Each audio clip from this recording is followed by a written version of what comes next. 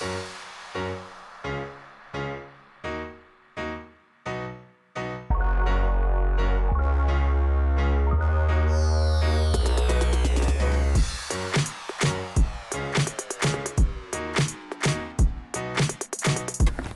الممثلة داليدا خليل نجاحا باهرا في مسلسل أمير الليل إلى جانب البوب ستار رامي عياش، لكن ما هو جديدها بعد هذا المسلسل؟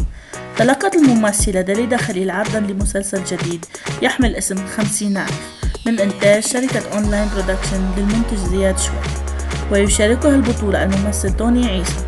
وكشفت داليدا أن هذا المسلسل من نوع اللايت كوميدي، وصرحت بأنها لم تقرأ نصا طريفا بهذا الشكل منذ فترة، ووصفت العمل قائلة 50,000 هو حلو وكذاب 2، بمعنى أنها لم تقدم هذا النوع الدرامي كوميدي منذ أن أدت دور البطولة في مسلسل حلو وكذاب، إلا أن مسلسل 50,000 سيعيدها إلى التمثيل الكوميدي. وأوضحت لنا أن الناس شجع الموافقة على المسلسل الجديد. للمزيد من الأخبار الرجاء الاشتراك في القناة.